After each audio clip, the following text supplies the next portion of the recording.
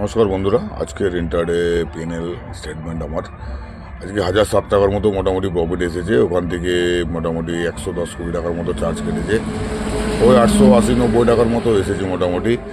তো আজকেও মার্কেট খুবই ডাউন ছিল, মোটামুটি সবগুলোতেই আজকে প্রফিট এসেছে। পার্টিকুলারলি আজকে আমি একটু ইন্ডেক্সে কাজ করছিলাম। সেন্সেক্স একটা আমাকে মোটামুটি টাকা দিয়ে গেছে, 700 টাকার কাছাকাছি মনে হয় এটা কত দিয়ে গেল, হ্যাঁ 718 টাকা দিয়ে গেছে। এটা 78,300 ফুট নিয়েছিল, 76,300 ফুট নিয়েছিলাম। তাছাড়া স্টকের মধ্যে ভালো দিয়ে গেছি মোটামুটি ক্রাইসিল, টাটা কনসালটেন্সি, কঙ্কর, বাকিগুলো ওই টুকটাক 10-20 টাকা 25 টাকা করে দিয়ে গেছে আর কি। মোটামুটি যা অবস্থা চলছে মার্কেটে এখন, স্টক থেকে তো প্রফিট করার কোনো পসিবিলিটি নেই। যে পোর্টফোলিও আছে মাইনাস মাইনাস মাইনাস, আজকেও প্রায় 2% আমার পোর্টফোলিও মাইনাস আছে। চুপচাপ বসে বসে দেখা ছাড়া আর কোনো করার উপায় নেই। যদি বসে বসে দেখছি, কোনো বাই সেল করছি না।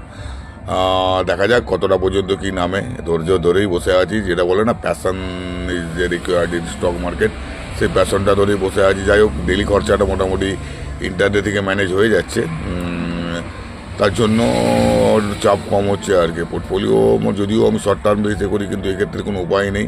আমাকে আপাতত 2-3 মাস পারমানেন্টলি ওয়েট করে দেখতে হবে কী দাঁড়াচ্ছে। যাই হোক বন্ধুরা, এটা কোনো আবার বলছি বাইসের রেকমেন্ডেশন না, জাস্ট আমি আজকে কীভাবে মার্কেটে করেছি আর কি, মার্কেটে বাই সেল করে পেয়েছি সেটাই। এবং ম্যাক্সিমাম ক্ষেত্রে আমার ওই একই জিনিস সেল অন রাইজ করেই করেছি।